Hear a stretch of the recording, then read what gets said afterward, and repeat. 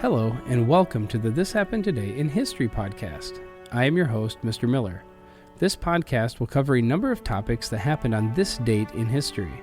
Please visit the podcast webpage at thishappenedtoday.buzzsprout.com. There you can download the notes page, which will help you organize the information as well as develop your own ideas on how these events change the world around us.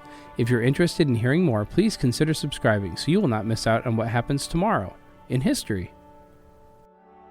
Today is May 24th. In April of 1844, Samuel Morse set up a small laboratory on the first floor committee room in the Senate wing of the Capitol across from the old Supreme Court chamber. On May 24th, 1844, after weeks of testing, Morse gathered a small group, reportedly in the Supreme Court chamber, but more likely in the committee room, to send the first message all the way to Baltimore. Morse tapped out the message suggested to him by Ellsworth's daughter Annie, "What hath God wrought?" Moments later, an identical message was returned from Morse's partner, Alfred Vail, in Baltimore. The experiment was a success. Although the May 24 test was not a public event, Samuel Morse and Vail had been building public interest in the device for weeks. Press attention peaked days later when Vail telegraphed to the Capitol with the rapidity of lightning news of the Democratic National Convention in Baltimore and the nomination of James K. Polk as candidate for president. President pro tempore William Magnum recounted that a crowd of possibly 1,000 eagerly waiting convention news outside the west front of the Capitol cheered loudly upon receipt of the news.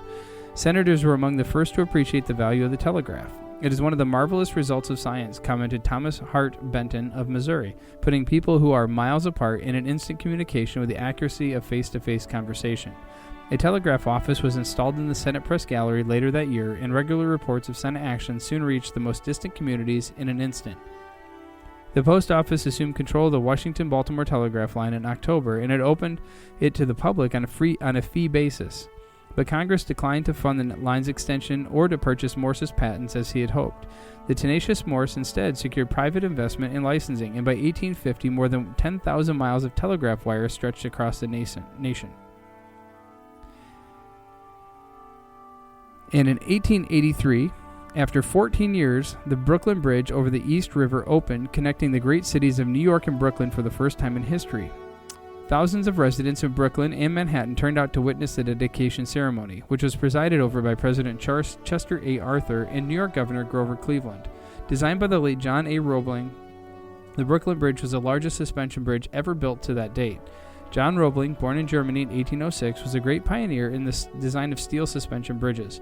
He studied industrial engineering in Berlin and at the age of 25 immigrated to western Pennsylvania, where he attempted, unsuccessfully, to make his living as a farmer. He later moved to the state capital in Harrisburg, where he found work as a civil engineer. He promoted the use of wire cable and established a successful wire cable factory. Meanwhile, he earned a reputation as a designer of suspension bridges, which at the time were widely used but known to fail under strong winds or heavy loads.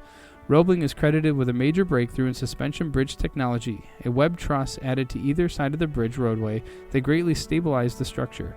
Using this model, Roebling successfully bridged the Niagara Gorge at Niagara Falls, New York, and the Ohio River at Cincinnati, Ohio. On the basis of these achievements, New York State accepted Roebling's design for a bridge connecting Brooklyn and Manhattan with a span of 1,595 feet and appointed him chief engineer. It was to be the world's first steel suspension bridge.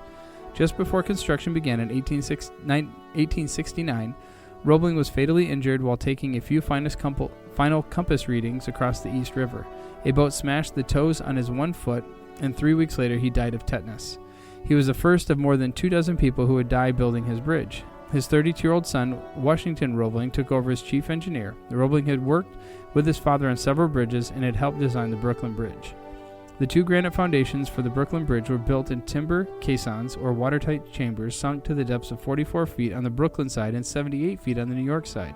Compressed air pressurized the caissons, allowing underwater construction.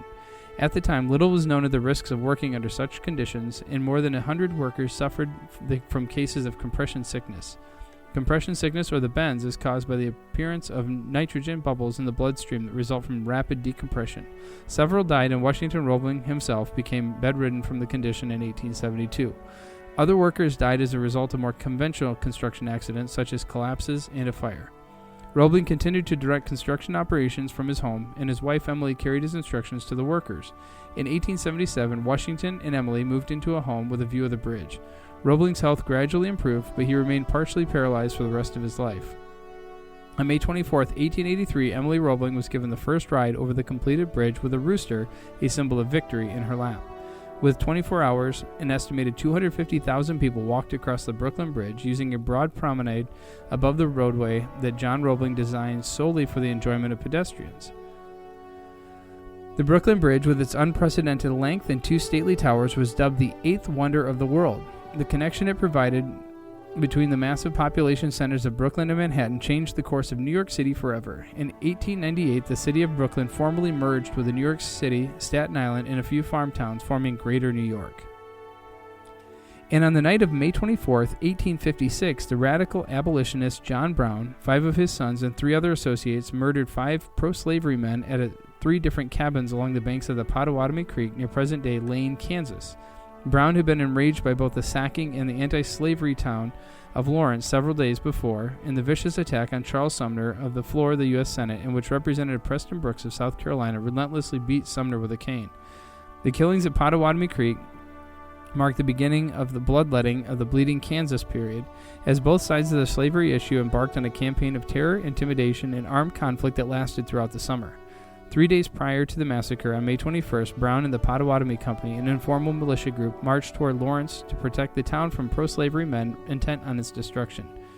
After joining with a similar company of anti-slavery town of Pottawatomie, the men traveled north until they received word that they were too late to prevent the attack on the town, which resulted in the destruction of the Free State Hotel and the offices of Free State newspapers, as well as the looting of many homes and businesses.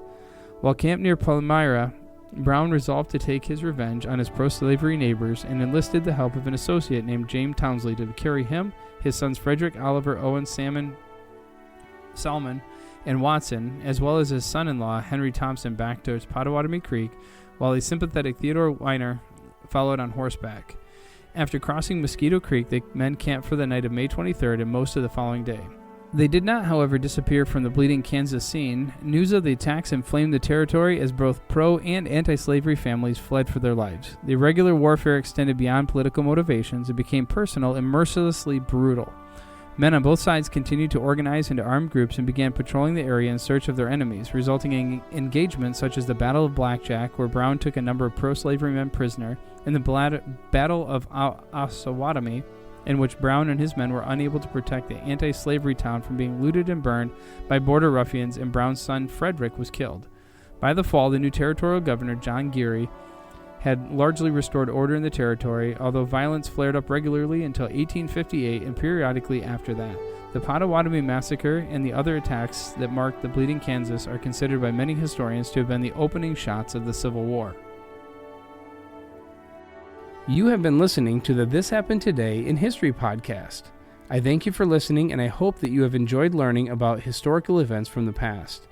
Thank you to the following websites for their information regarding today's topics: ThePeopleHistory.com, Morse's First Telegram at Senate.gov, the Brooklyn Bridge at History.com, and the Pottawatomie Massacre at CivilWarOnTheWesternBorder.org. The music used as the background track for this podcast is Americana, created by Kevin MacLeod on Incompetech.com. If you enjoyed this information and would like to hear more, please consider subscribing, as this will keep the historical events in your feed in the morning for each day. I hope you have a great day.